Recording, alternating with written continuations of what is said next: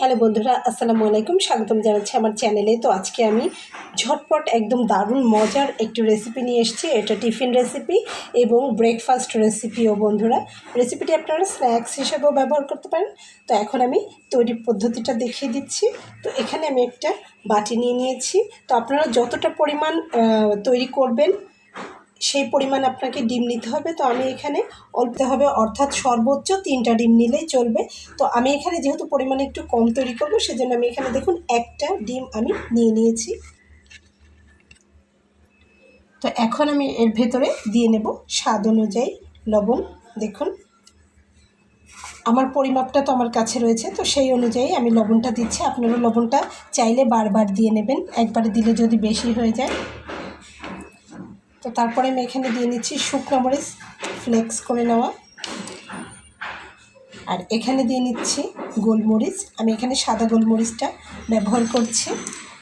তো আরেকটা কথা, যদি আপনারা রেসিপিটি বড়দের জন্য তৈরি করেন সেক্ষেত্রে কিন্তু কাঁচামরিচ দিয়ে নিতে পারেন কুচি করে।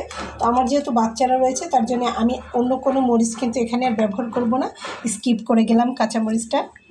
এখানে আমি কিছু গোটা জিরে দিয়ে নিচ্ছি। আপনারা চাইলে এখানে জোয়ানও ব্যবহার করতে পারবেন, কালো জিরাও ব্যবহার করতে পারবেন। দিয়ে নিচ্ছি হাফ চা চামচ পরিমাণ চাট মশলা,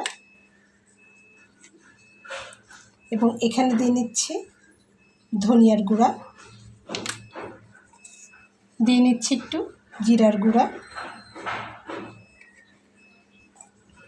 তো এছাড়াও দিয়ে নেব বেকিং পাউডার 1 চা চামচ পরিমাণ, চা চামচের 1 চামচ বেকিং পাউডার আমি এখানে দিয়ে নিলাম। এবার খুব ভালোভাবে ডিমটার সঙ্গে মেলাবো। তারপরে আমি এখানে দিয়ে নেব দেখুন ময়দা।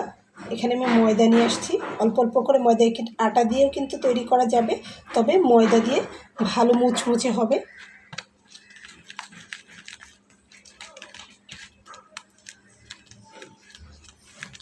আর এখানে আমি নিয়ে নিয়েছি একটি আলু। আলুটাকে কিন্তু আমি খুব ভালোভাবে কুচিয়ে নিয়েছি। আপনারা চাইলে কিন্তু আলুটাকে সিদ্ধ করেও নিতে পারেন। তো আমি কাঁচা অবস্থাতে নিয়ে নিলাম, এবং আপনারা চাইলে আলুটাকে কিউব করে কেটে নিতে পারেন। আমি এখানে জিরি জিরি করে কুচিয়ে নিয়েছি। তো মিশ্রণটিকে খুব ভালোভাবে মিশিয়ে নিতে হবে, কোনো রকম পানি ব্যবহার করা ছাড়াই আমি মিশিয়ে নেব। তারপরে যদি পানি লাগে আমি দিয়ে নেব। তো বন্ধুরা দেখুন আমি মাখিয়ে নিয়েছি। তো এখানে কিন্তু আমি কোনো রকম পানি ব্যবহার করিনি, জাস্ট ডিমের যে তরলতা সেটাতেই কিন্তু এটা হয়ে গেছে। তো এটাকে যদি আপনারা চান আরও কিছু এর ভিতরে দিতে পারেন, যেগুলো আমরা সবজি বাসায় থাকে। তো যেহেতু আমার বাচ্চাগুলো পছন্দ করে না সেজন্য আমি দিইনি। আপনারা এখানে টমেটো দিতে পারেন, ক্যাপসিকাম দিতে পারেন, গাজর দিতে পারেন, বা অন্য যে কোনো একটা সবজি আপনারা এখানে দিয়ে নিতে পারেন। এবং এটা আপনারা স্যান্ডউইচ মেকারও করে নিতে পারেন, অথবা ওভেনেও করতে পারেন।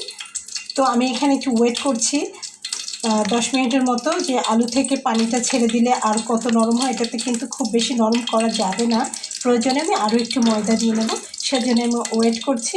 তো অলরেডি আমি চুলাতে কিন্তু ফ্রাই প্যান দিয়ে তাতে হালকা তেল দিয়ে নিয়েছি এটাকে ফ্রাই করার জন্য।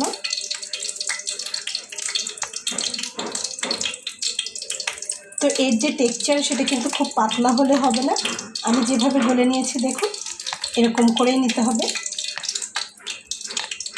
আমার তেলটা গরম হয়েছে, আমি এখন এটাকে ভেজে নেব। চলুন দেখুন তেলটা ফুটছে। বন্ধুরা চুলার আঁচটাকে কিন্তু একটু কমিয়ে নিতে হবে।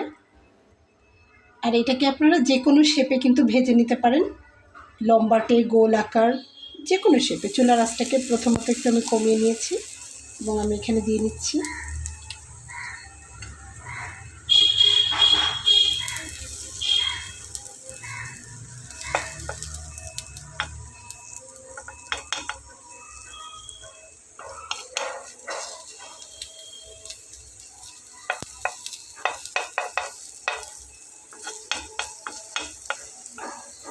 তো একটু দ্রুত না করলে কিন্তু শেপটা হবে না। আমি এখানে আপনাদের দেখানোর জন্য স্যান্ডউইচ শেপে এটাকে করে নিচ্ছি।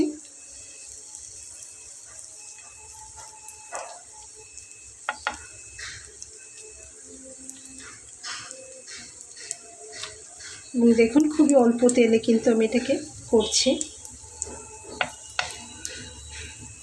বাচ্চাদের দারুণ টিফিন এবং ব্রেকফাস্টেও কিন্তু বাচ্চারা খুব আনন্দের সাথে এটা খেয়ে নেবে। তো দেখুন আমি এভাবে দিয়ে নিলাম স্যান্ডউইচ শেপে।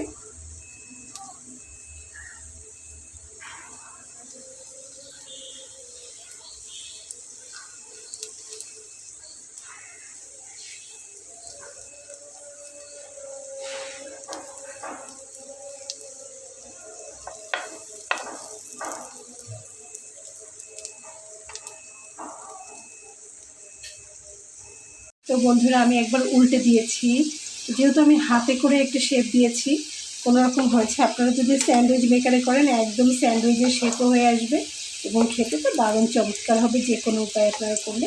তাহলে দেখুন আমি 2টা দিয়ে নিয়েছি একটু তাড়াতাড়ি হওয়ার জন্য। তো আমি যেহেতু ফ্রাই প্যানে চামচ দিয়ে দিয়েছি তো আমার শেপটা একটু এদিক ওদিক হয়েছে, কিন্তু তারপরে কমপ্লিট হয়ে গেলে খুবই ভালো লাগবে। চুলার আঁচটাকে আমি আস্তে দিয়ে ভেজে নিচ্ছি, কারণ আলুটা যাতে সিদ্ধ হয় সেজন্য। তো দেখতেই পাচ্ছেন এখন একটু কিন্তু ডিপ ফ্রাই হয়েছে, তাতেই কিন্তু কালারটা অনেক সুন্দর আসছে এবং দেখতে খুবই ভালো লাগতেছে। তো আমি এগুলোকে আরেকটু ফ্রাই করে তারপরে আমি তুলে নেব এবং পরবর্তী যেগুলো রয়েছে সেগুলো আমি ঠিক একই নিয়মে ভেজে নেব। এবং এতক্ষণে আলুটা সম্পূর্ণরূপে হয়ে গেছে।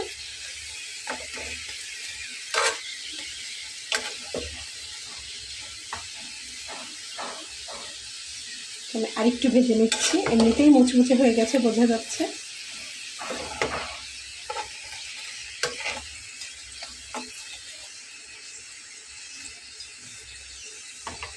তো আমি কিন্তু এটাতে খুবই কম পরিমাণ ময়দা কিন্তু ব্যবহার করা লেগেছে, খুব বেশি কিন্তু লাগেনি।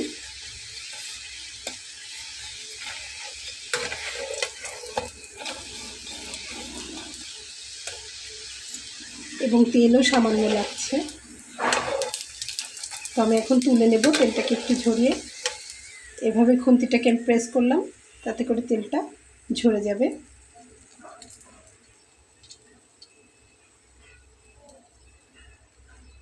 তো বন্ধুরা আপনারা চাইলে কিন্তু আরও একটু কালার করে নিতে পারেন, একটু কড়া করে ভেজে নিতে পারেন। তো বাস আমি তুলে নিচ্ছি। তো বন্ধুরা দেখুন আমার কিন্তু রেসিপিটি তৈরি করে নেওয়া হয়ে গেছে। এই যে দেখুন আমি ঠিক এভাবে সাজিয়ে নিয়েছি, গরম রয়েছে। তো বন্ধুরা সস দিয়ে পরিবেশন করতে পারবেন। তো আমি এখান থেকে একটু ছিঁড়ে আপনাদেরকে দেখিয়ে দিচ্ছি, ভেতরটা কিন্তু কোনো কাঁচা নেই। এই যে দেখুন আমি খেয়ে দেখাই দিচ্ছি। তো দারুণ মজা হয়েছে বন্ধুরা, দারুণ মজার রেসিপিটা আশা করছি আপনাদের ভালো লেগেছে। তো রেসিপিটি যদি আপনাদের ভালো লেগে থাকে তাহলে আমার ছোট্ট চ্যানেলটিকে সাবস্ক্রাইব করে সঙ্গে থেকে যাবেন বন্ধুরা। দেখা হবে পরবর্তীতে নতুন কোনো রেসিপি নিয়ে। সে পর্যন্ত ভালো থাকবেন। আল্লাহ হাফেজ।